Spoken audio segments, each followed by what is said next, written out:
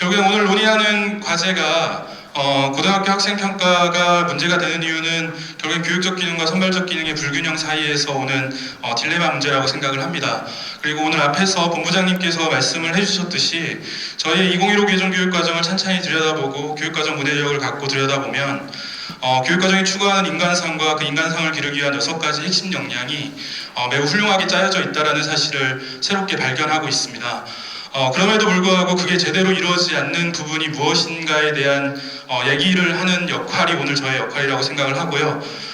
그런 부분들을 기르기 위해서 성취평가제와 과정중심평가라는 연결고리를 갖고 학교 현장에 접근을 하고 있는데 그 학교 현장의 접근이 어렵게 만드는 이유들 그리고 그게 교육적 기능을 회복하기 위한 노력적 시도들이라고 생각을 합니다. 그리고 그래서 저는 공교육 정상화라는 용어보다는 저희 교사들이 가져야 될 더 우선적으로 가져야 될 정상화의 핵심 가치는 교육과정 정상화라고 생각을 하고요.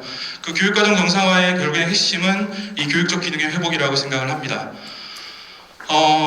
가장 학교 현장에서의 어려움을 얘기하면 상대평가의 어려움을 가장 많이 얘기를 하겠죠. 그리고 상대평가의 어려움에 대해서는 여기에 계신 모든 선생님들께서 거의 공감하고 계실 거라고 보고요. 단순히 학생을 서열화시킨다라는 문제점에서 벗어나서 미래 역량을 기르는 데 있어서의 과정중심 평가에서 현장 안착이 어려운 가장 큰 이유는 평가 과정에서 교사와 학생이 철저하게 분리된다는 지점에 있습니다. 그래서 교사가 철저한 공정한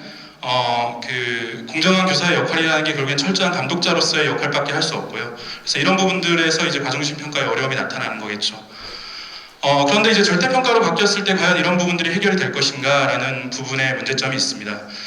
절대평가의 부분에서 가장 중요한 것은 결국엔 준거를 어떻게 설정할 것인가의 문제겠죠. 근데 성취평가제에 대한 도입 논의 과정에서 지금 현재 우리 사회가 겪고 있는 가장 큰 문제점은 이것들을 어떻게 대입전형에 활용할 수 있을 것인가에 대한 문제제기입니다. 마찬가지로 선발적 기능의 측면에 치우친 논쟁만이 지금 현재 우리 사회에서 벌어지고 있는 현실입니다. 그런데 이제 이런 부분에 대한 논쟁을 얘기하면서 가장 많이 나오는 게 과거에 있었던 1997년에서 2004년 사이에 있었던 절대평가 시기의 경험에 근거하고 있습니다. 이 성취평가제에 대한 우려는. 이 시기에 성적 부풀리 현상이 만연했고요. 그래서 이때 이제 논의되었던 게 무려 15단계 절대평가까지 논의가 되다가 결국엔 현재 9등급 상대평가 체제가 확립이 되었던 과거의 경험이 있습니다.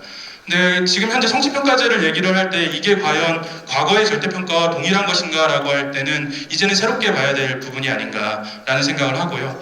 과거의 절대평가가 저런 문제점을 발생시켰던 절대평가가 그 준거가 교사의 임의기준의 준거에 의한 절대평가였다고 한다면 현재 우리가 지금 논의하고 있는 성취평가제는 엄연히 국가 수준의 성취기준이라는 성취평가제의 준거를 갖고 있습니다. 그러면 여기에서 IBDP 평가에서 저희가 얻어야 되는 시사점은 무엇이냐? 이 성취평가제의 준거를 학교 현장에 스며들게 만들기 위해서 어떤 평가 질관리 시스템을 확보시킬 수 있을 것인가가 가장 중요한 관건이라고 보고요. 현재 그 성취평가제에 대한 이 평가 질관리 시스템을 마련되지 못한 상황에서의 성취평가제는 과거의 교사 임의기준에 의한 절대평가와 별반 다를 바가 없다라는 우려사항을 갖고 있습니다. 근데 이 성취평가제의 질관리 시스템을 과연 학교 내부에 둘 것이냐 아니면 외부 기관에 둘 것이냐 학교 내부의 자생적인 노력에 의해서 해결할 것이냐 혹은 외부의 별도 기관을 통해서 해결할 것이냐에 대한 부분들이 이제 이것들을 둘러싼 논쟁의 과정이라고 보는데요. 어떻게 되었든 평가 질관리 시스템은 어떤 과정으로든 어떤 형태로든 확보가 필요하다라는 생각을 하고 있습니다. 실제로는 IBDP 평가를 보면서 저는 가장 시사점을 많이 얻었던 부분은 단순히 그 질관리 시스템보다는 내부 평가와 외부 평가의 조화 부분이었습니다. 현재 우리가 갖고 있는 우리 교육 체제가 갖고 있는 특히 고등학교 교육의 학생 평가 시스템이 갖고 있는 가장 큰 문제점이 저는 내신과 수능이 전혀 조화롭게 이루어지지 못하고 있다는 부분 때문이라고 생각을 합니다. 내신과 수능의 변별력 대립이 발생을 하고 있는 거죠. 왜냐하면 내신과 수능이 전혀 서로 연계되어 있지 못하고 일치하지 못하고 있기 때문에 추구하는 방향이. 근데 과연 지금 현재 수능 시험이 갖고 있는 과도한 변별력과 영향력이 과연 타당한 것인가라는 것에 대한 문제 제기를 먼저 드리고 싶습니다. 그리고 내신과 수능의 변별력 대립으로 인해서 수능의 과도한 영향력이 잘못되었다라는 생각 때문에 결국에는 내신이 수능보다 더욱더 영향력을 강화시켜야 된다는 생각에서 내신 역시도 과도한 변별력을 요구받고 있고요. 그러므로 인해 가지고 학교 현장에서의 평가가 왜곡되는 지점이 있지 않은가라는 생각을 해봅니다. 내신과 국가 수준 평가의 조화를 추구하는 방안에서 크게 두 가지 측면에서 이제 많이들 제안들을 해주고 계십니다. 내신 평가가 국가 수준 평가를 준비하는 과정이 되어야 된다라는 입장에서 제안을 하시는 분들은 주로 논소술형 수능을 이제 얘기를 하시는 부분이고, 이런 부분들은 프랑스의 바칼로레아라든가 혹은 핀란드의 대학 입학 자격 시험과 같은 형태라고 보실 수 있을 것 같습니다. 혹은 두 번째는 이제 내신 평가와 국가 수준 평가의 특성에 따른 분담, 그래서 각각의 비율을 산정해서 최종 졸업 성적을 산출하는 방식, 이 두 가지로 구분할 수 있는데요. 후자의 부분이 저는 IBDP 평가에서 산출하는 방식이고, 그 다음에 독일의 김나지움도 이런 평가 방식을 사용하고 있는 것으로 알고 있습니다. 저는 결국에는 이제 이 부분이 핵심이라고 봅니다. 앞에서 질관리 시스템보다 지금 현재 고등학교가 당면하고 있는 과제, 학생평가의 과제를 해결해야 되는 가장 핵심은 이 도표에 있다고 봅니다.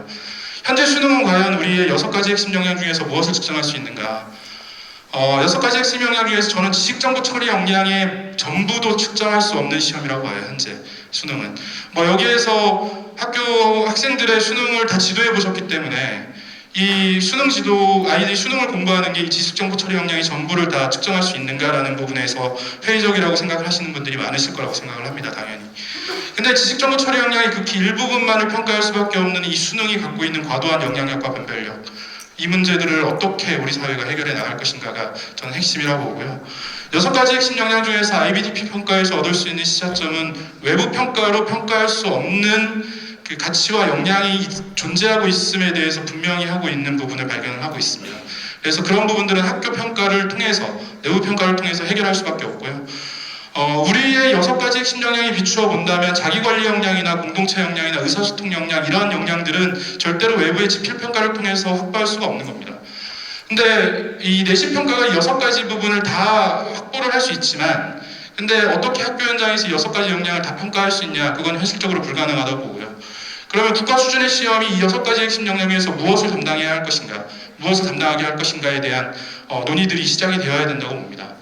논술형 수능에 대한 얘기가 많이 나오고 있는데, 논술형 수능 같은 경우에도 지식정보 처리 역량의 심리적 감성 역량까지의 일부분을 측정할 수 있다고 보고요.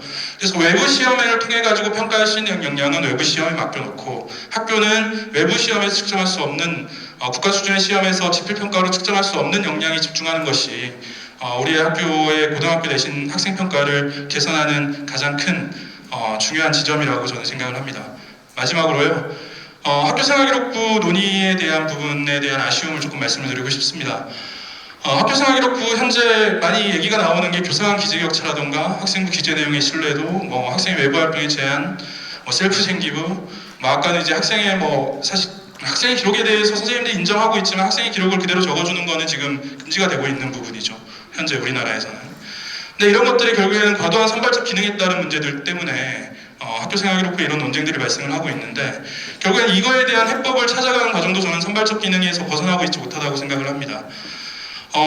IBDP 평가에서 신뢰도를 강조하는데요, 저는 엄연히 그냥 이 신뢰도는 학생 학부모가 갖고 있는 교육에 대한 신뢰도가 아니라 이거는 대학이 학생 평가 결과에 대한 신뢰도 측면이라고 보고요. 우리의 지금 평가의 신뢰도의 문제는 사실 평가의 위기가 아니라 저는 교육의 위기라고 봅니다. 학생 학부모들에게 어떻게 교육의 신뢰를 회복할 것인가가 중요한 지점이라고 보는데, 그거에 대해서 가장 대표적인 단면으로 보여주는 게 이 학교생활기록부가 아닌가. 과연 우리는 어떤 정보를 학생 학부모들에게 전달을 해주고 있고 학생 학부모와 협력적으로 교육을 이끌어 나가고 있는가에 대한 반성적 고민을 해봐야 되지 않을까라는 생각을 하고요. 그래서 이런 부분들로 해서 피드백 기능이 가능화되어야 된다고 봅니다. 예, 마지막으로 교사 성장이 가장 중요하다라는 말씀을 많이들 얘기를 하시고, 이 부분이 가장 중요하다고 생각을 하고요. 마지막에 있는 부분은 뭐냐면, 저희 지금 학교에서 그래도 문화를 바꿔보기 위해서 업무 분석을 하고 있습니다. 교원 업무 경감을 위해서 교장 선생님이 같이 말씀을 하셔서 이제 같이 노력을 하고 있는데요. 교사 성장이 중요하다는 말씀을 계속 구호처럼 말씀을 드렸지만 정작 저는 실천하지 못했던 것 같아요. 밑에 있는 부분은 뭐냐면, 저희 학교에 오신 신규 교사 선생님이 수업일수 162일을 지냈습니다. 근데 그분의 공문을 보니까 수신 공문, 접수 공문이 162일 동안 173건이었고요. 기한한 건수가 238건이었습니다. 신규 선생님이. 학교에서 선배교사로서 근무하면서 과연 이 신규 선생님께 저는 무엇을 했는가라는 부분에 대해서 반성을 해보지 않을 수 없어요. 저희가 교사 성장을 얘기하지만 여기에 계신 분들께 마지막으로 말씀을 드리고 싶은 거는, 교육청이나 교육부에 대고 업무 경감 시켜달라는 얘기 많이 했잖아요. 근데 마지막으로 학교 현장을 한번 들여다보고 지금 학교에 들어온 신규 적용일 선생님들을 한 번씩 돌아봅시다. 우리 선배 선생님들께서. 그 선생님들을 정말로 들여다보려고 노력을 했는가. 저는 이 자료를 보면서 굉장히 그 선생님께 미안한 마음이 많이 들고 아직까지 전달은 못했지만 오늘 심포지엄이 끝난 다음에는 가면서 그 선생님께 전화 한 통화 꼭 드리고 싶습니다. 네, 선생님 감사합니다.